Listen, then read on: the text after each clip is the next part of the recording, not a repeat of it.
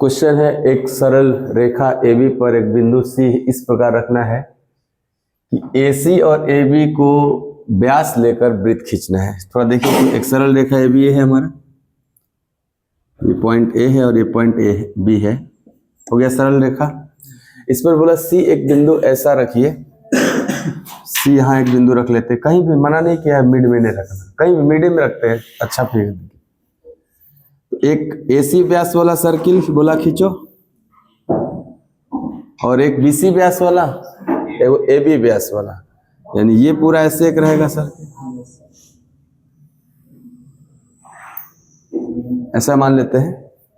एक AB व्यास वाला circle है और एक AC व्यास वाला सर्किल है। AC का सेंटर यहाँ पे रहेगा और इसका सेंटर हमने C को ही मान लिया है, मिड पॉइंट मान लिया हमने। ये बोला नहीं है कि C कहाँ रखो, तो हमने क्या किया है कि AB के बीच में रख दिया है C, ताकि बड़के वाले का सेंटर यही हो जाएगा अपना। अब कह रहे हैं कि मान ले P व्यास AB वाले वृत्त पर एक बिंदु है, AB वाले वृत्त पर एक बिंदु P कहीं लेना है। यदि AP दूसरे वृत्त को Q पर मिलता है, कहाँ लिया जाए P, ताकि AP दूसरे वृत्त को ऐसे ले सकते हैं P, दूसरे वृत्त को Q पर मिल जाए, ठीक है। तो बताओ ये सब कौन सा कंडीशन सही है। पहला कंडीशन है QC पैरेलल PB, कहाँ है QC, ये मिलाना पड़ेगा, ये मिलाना पड़ेगा, और ये PB भी मिलाना पड़ेगा। नहीं, बड़ा इंटरेस्टिंग है। क्या ये 90 होगा, क्या ये भी 90 होगा। अब ये तो सिमिलर ट्रायंगल हो गया जी, ये कॉमन एंगल हो गया ना दोनों में, तो AQC ये एंगल और ये एंगल, APB में A एंगल और P एंगल सेम है, तो सिमिलर है। तो जब सिमिलर होता है तो अगर AB का मध्य बिंदु C है तो ये Q भी तो मध्य बिंदु ने रहा होगा AP का। अब मध्य बिंदुओं को मिलाने वाली रेखा तीसरी भुजा के समानांतर और आधी होती है। समानांतर और आधी यहाँ लिखा है ना, D होना चाहिए इसका आंसर, सिमिलरिटी है ये। तो लेते हैं ये 90 है और इसको इसके साथ मिलाए, अगर ये भी 90 लिख दिया, ये भी 90 है, एक बात तो तय है कि ये दोनों आपस में पैरेलल रहा होगा, पैरेलल तो हो गया। फिर आपने कहा है कि जब दो रेखाएं पैरेलल हैं और एक भुजा का अगर ये मध्य बिंदु है तो ये भी मध्य बिंदु रहा होगा, तभी ये पैरेलल हो सकता है। और अब यहाँ से वो थ्योरम था कि मध्य बिंदुओं को मिलाने वाली रेखा तीसरी भुजा के समानांतर और आधी होती है। तो अगर ये 2x था तो ये x होगा, थ्योरम था ये। देखते हैं इस सवाल। कह रहे दो सकेंद्री वृत्तों की त्रिज्या x सेंटीमीटर और 26 सेंटीमीटर है। सकेंद्री वृत्त है तो वो इस तरह के वृत्त होते हैं जिनका कॉमन सेंटर होता है, दोनों का सेंटर यही एक कॉमन होता है, ये सकेंद्री वृत्त है। कह रहा है एक की त्रिज्या x है और दूसरे की त्रिज्या 26 है। P और S बड़े वृत्त पर है, Q और R छोटे वृत्त पर है। यदि PQRS एक सीधी रेखा है,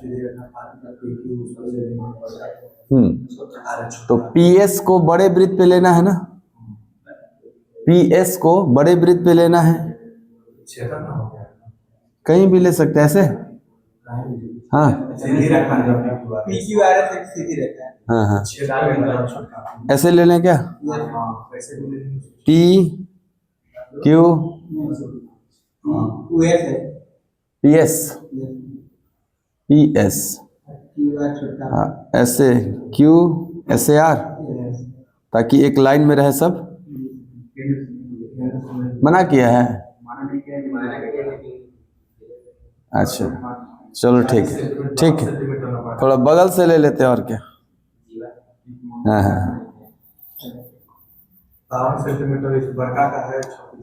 हो जाएगा। ये सेंटर है, कहीं यहां से ऐसे पास करवा दीजिए, PSQR। ये फिगर सही बनाना होगा जैसे बोला है, हो गया ना। अब PS कहाँ है, बड़े वृत्त पे हो गया, क्यू आर भी कहाँ हो गया, छोटे वृत्त पर। अब पी क्यू आर एस एक सीधी रेखा भी हो गई एक लाइन में। अब आपको क्या बोल रहा है, यदि क्यू आर 40 है, क्यू आर मतलब ये वाला जीवा 40 है और पी एस 48 है, ये पूरा 48 है, तो आप सेंटर से अगर इस जीवा पे लंब डालेंगे तो सब कुछ बराबर बराबर बढ़ जाएगा आपका। ये जो 40 था ये 20-20 में बटेगा, और ये जो 24 था ये 4-4 हो जाएगा इधर, और ये रेडियस x है और ये रेडियस 26 है, नहीं बड़का का रेडियस 26 और छोटका का रेडियस x। बड़का रेडियस भी एक राइट एंगल ट्रायंगल बनाएगा और छोटका रेडियस भी राइट एंगल ट्रायंगल बनाएगा। तो 20 4 24, 24 और 26 से ये हाइट निकलेगा, ये हाइट निकलेगा, तो 24 26 यानी 12 13, तो 5 यानी 10 रहा होगा ये।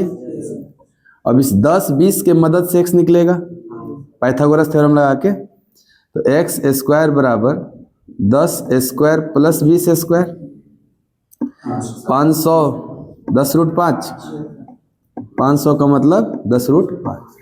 ये एक बार बड़का में लगाइए, एक बार छोटका में ना। एक वृत्त C1 की जीवा PQ दूसरे वृत्त C2 की स्पर्श रेखा है और दोनों सकेंद्रित वृत्त हैं, ऐसे है ना दोनों, और एगो का स्पर्श रेखा एगो का क्या है, जीवा है। ये PQ है जीवा, बड़का का छोटका का स्पर्श रेखा। आप लंब डालते हैं तो इसको बराबर बराबर भाग में बढ़ जाता है। एगो का ये दिया है रेडियस 9.25 की 9.25, एगो का रेडियस 3 दिया हुआ है। अब आप यहाँ पाइथागोरस लगाएंगे तो आधा निकलेगा। अब पाइथागोरस लगाने के लिए ध्यान से देखिए, ये कर्ण है, ये लंब है, आपको आधार चाहिए। तो आप कहोगे अगर हमको आधार चाहिए तो सर इन दोनों का हम रेशियो भी देख सकते हैं।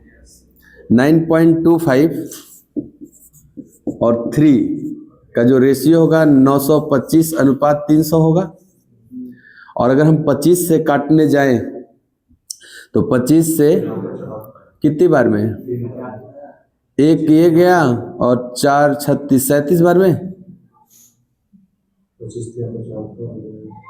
37 बार नहीं जाएगा, अब 25 से 12 बार में, तो 37 12 आ रहा है सर। क्या 37 12 से ट्रिपलेट 35 याद था आपको? तो अगर ये 37 और ये 12 है तो ये वाला 35 रहा होगा। बट सर ये 37 12 पे ना 35 रहेगा, ये जो 37 पाए हैं वो हम काट के पाए हैं। या इसी को देखो ना, 12 थोड़े था, ये 3 था, 1/4 था ना, इसका मतलब 35 का भी 1/4 करना पड़ेगा। तो 35 का 1/4 कौन सा ऑप्शन होगा? सही है। ये 12 नहीं था, रियल में 3 था।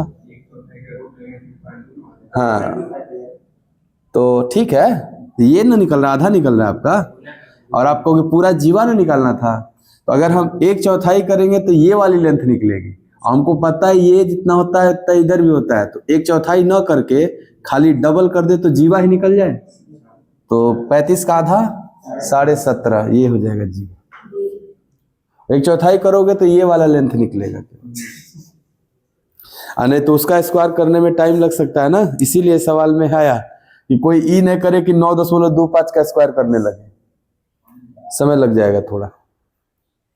सर्किल का equation x² + y² + 2gx + 2fy plus c = 0, जिसमें सेंटर केंद्र के जो निर्देशांक होते हैं -g -f होते हैं। यहाँ g और f जो है ना वो केंद्र के निर्देशांक है। हम कोऑर्डिनेट ज्योमेट्री में बात करेंगे हम लोग। अच्छा, इसका जो रेडियस होगा त्रिज्या वो कैसे निकलेगा सर? √g² + f² - c, ऐसे निकलता था। ये आपको याद रखना है, किसके लिए? सर्किल के लिए। ये है सर्किल का इक्वेशन, ये है इक्वेशन ऑफ सर्किल, सर्किल का इक्वेशन। यह है केंद्र के निर्देशांक और यह है त्रिज्या की लंबाई।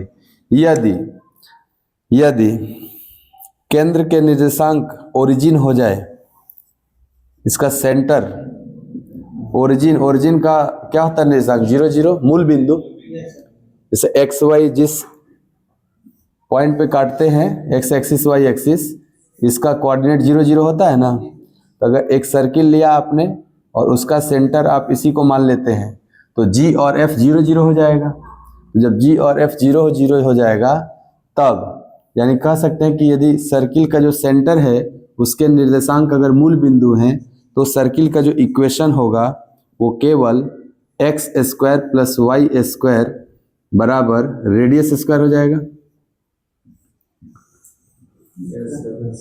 देखिए ध्यान से, ये जीरो उधर सी हो गया आपका, तो आपको सी अगर इधर है ये 0 है तो क्या सी की वैल्यू जो हुआ रेडियस स्क्वायर के बराबर हुआ।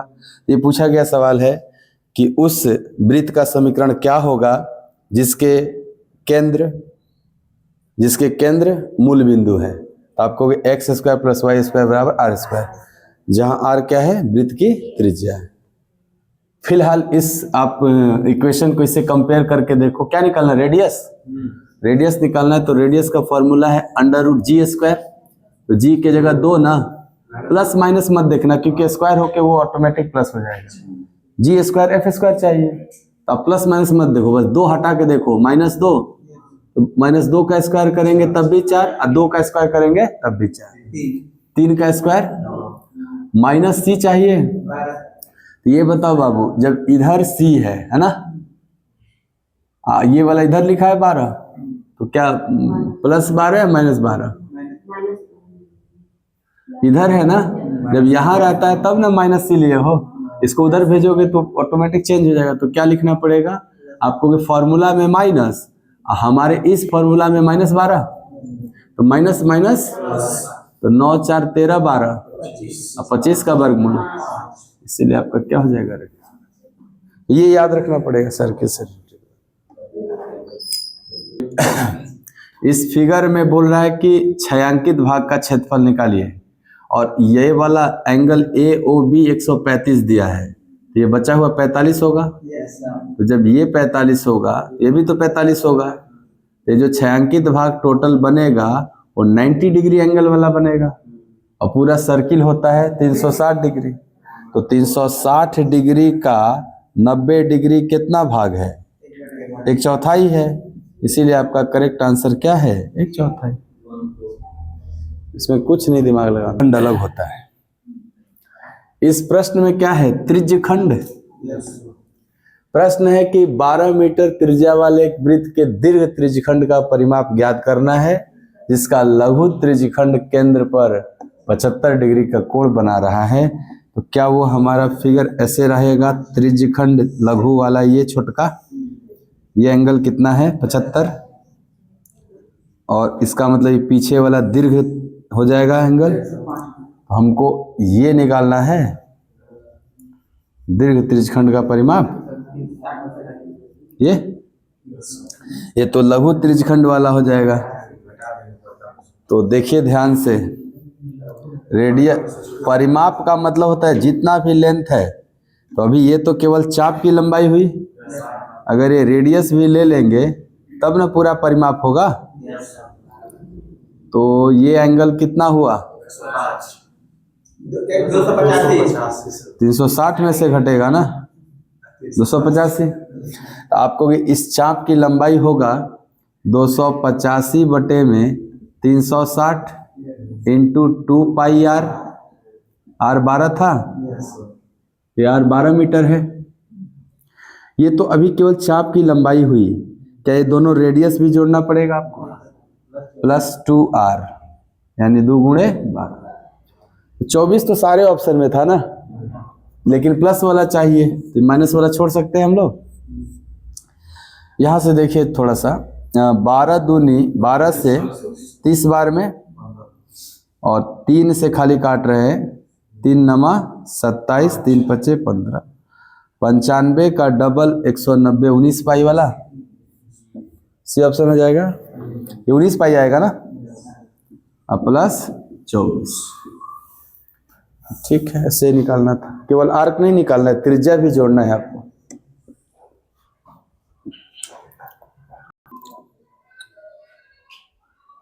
देखिए ये एक सवाल है, इसमें डायग्राम दिया हुआ है। ये बड़ा सा सर्किल का डायमीटर PS है, डायमीटर व्यास PS है, इसका लेंथ 12 है। यहाँ से यहाँ तक 12 है तो इसका रेडियस 6 रहा होगा। फिर कह रहे हैं जो लेंथ है ना आपस में बराबर बराबर है, PQ QR RS। तो क्या 12 को 3 इक्वल पार्ट में बांटा गया होगा? तो 12 को 3 इक्वल पार्ट में बांटेंगे तो ये डायमीटर 4 होगा, ये डायमीटर भी 4 होगा और ये डायमीटर भी 4 होगा। और ध्यान से बताइएगा कि अगर ये 4 डायमीटर है तो क्या इसका रेडियस 2 होगा? इस छोटका का रेडियस 2 होगा। ये पूरा 8 है तो इस सेमी सर्किल का रेडियस 4 होगा, इस सेमी सर्किल का रेडियस 4 होगा, है ना। और सर पूरा PS डायमीटर के लिए रेडियस तो 6 होगा, तो ये 4 है तो ये बचा हुआ 2 रहा होगा। ऐसे ही ना सब बटा है जी, देखो जोड़ के 2 2 4 4 8 4 12, ऐसे बांट सकते हैं आप 12 को। कह रहा है कि छायांकित अंश का परिमाप निकाल दो। परिमाप निकालने के लिए क्या ये पूरा ऐसे लेना पड़ेगा हमको? ऐसे परिमाप का मतलब देखो ऐसे घुमावदार लाइन जो मेरा है ये सब निकालना है, ऐसे ऐसे नहीं हो जाएगा। तो आपको कि देखो सर पहले इसका निकाल लेते हैं हम। क्या ये अर्धवृत्त है और दो रेडियस वाला अर्धवृत्त है, तो 2 रेडियस वाले अर्धवृत्त का परिमाप, वो ये डायमीटर नहीं लेना है आपको, पूरा छायांकित भाग के अंदर चला गया है। तो 2 पाई r तो पूरा होता था तो केवल पाई r होगा। तो इसके लिए पाई r इसका 2 है तो 2 पाई होगा केवल। अभी लिखते चलते हैं, बाद में लास्ट में जोड़ लेंगे। ये वाला देखना, इसका रेडियस 4 था तो इसका 2 पाई r नहीं होगा, केवल पाई r होगा तो 4 पाई होगा ये। अच्छा इसका रेडियस 6 था तो 6 है तो इसका 6 पाई हो जाएगा। तो कुल मिला के बाहर बाउंड्री देख रहे हैं हम, तो 2 4 6 6 12 पाई। पूरी बाउंड्री का लेंथ क्या हो गया? 12 पाई। पूरी बाउंड्री अगर 12 पाई का है, ऑप्शन में पाई नहीं है, रख के बताना है आपको। पाई का मान क्या रखा जाए? 22/7 रख दिया जाए। सब में 7 दिख रहा था ना, देखते हैं। 12 दूनी 24 और 12 दूनी 24 अदू 26/7, तो 7 तिया 21 और क्या बचा? 54, 7 सते 49, 5 37, 5 7 दिया है। ये सी ऑप्शन आपका है। ये अंदर वाला आप क्यों लोगे जब बाउंड्री निकालना है, परिमाप निकालना है? इसलिए बार खाली जोड़ लो बाउंड्री, ये आपका आंसर हो जाएगा। इसका एरिया भी पूछ सकता था इस प्रश्न में, इस डायग्राम में छायांकित भाग का क्षेत्रफल भी पूछ सकता था। तो कुछ नहीं करना, इस सेमी सर्किल का एरिया निकाल लेना है छोटा सा, और ये पूरा ऊपर वाला अर्धवृत्त का निकाल के ये वाला घटा देना है, हो जाएगा। जैसे ऊपर वाला अर्धवृत्त निकाल के ये घटा देंगे तो ये वाला आ जाएगा, और ये अलग से निकाल के जोड़ देंगे, पूरा निकल जाएगा एरिया आपका। पाई r स्क्वायर पे निकलेगा वो, और 2 पाई r पे क्या निकलता है? परिमाप। देखिए ये सवाल थोड़ा कर रहा है, इस फिगर में ABCD स्क्वायर है और स्क्वायर के मिड पॉइंट को मिला करके एक नया स्क्वायर EFGH बनाया है। फिर उस स्क्वायर के भी मिड पॉइंट को मिला करके LMNO भी एक नया स्क्वायर बनाया, और इस स्क्वायर के अंदर एक वृत्त बनाया है, और इस वृत्त का क्षेत्रफल दे रहा है 38.5 है। आपको याद है कि जिस वृत्त का क्षेत्रफल 38.5 होता है, इसका त्रिज्या, इसका रेडियस 3.5 होता है। स्टैंडर्ड सर्किल में बताया था मैं आपको कि 7 रेडियस वाले सर्किल का एरिया 154 होता है। तो 154 का 1/4 करने पे आया ना 38.5। तो जब एरिया 1/4 हुआ, इसका मतलब रेडियस हाफ हुआ होगा, तो 7 का आधा क्या होगा? 3.5। यानी ऐसे आप बोल सकते हो कि 3.5 रेडियस वाले सर्किल का एरिया होता है 38.5। रेडियस का मतलब है ये डायमीटर ना होगा इसका। अगर रेडियस 3.5 है तो पूरा डायमीटर 7 होगा, अगर डायमीटर 7 है तो ये भी 7 होगा। इस स्क्वायर का भुजा 7 हो गया। ठीक है, हमको किसका एरिया चाहिए? ABCD का, बड़का वाला का। अगर ये 7 है और ये 90 होता है ना, तो ध्यान से देखो ये आइसोसेलस राइट एंगल ट्रायंगल बनेगा। तो ये कर्ण 7 है, तो ये लोग क्या होंगे, 1 1 रूट 2 होता था ना, एक समद्विबाहु समकोण त्रिभुज के भुजा 1 1 रूट 2 होते हैं। तो अगर ये 7 है तो ये लोग कितना होगा, आप कहोगे 1 1 रूट 2 में रूट 2 का मान इतना है, तो 1 का मान 7 बाई रूट 2 होगा, नहीं होगा? अगर ये 7 बाई रूट 2 है तो ये भी 7 बाई रूट 2 होगा। तो पूरा जो इसका हाइपोटेनस बना, इसके लिए आपको 14 बटा रूट 2 जुड़ जाएगा, 14 बटा रूट 2, 7 रूट 2। अगर ये 7 रूट 2 है तो ये लोग 7 7 रहे होंगे, ये 7 है तो ये भी 7, तो 7 7 14 का स्क्वायर, वर्ग का क्षेत्रफल भुजा स्क्वायर होता है ना, तो भुजा कितना हो गया 14, और 14 का स्क्वायर 196, तेरी 196 हो जाएगा।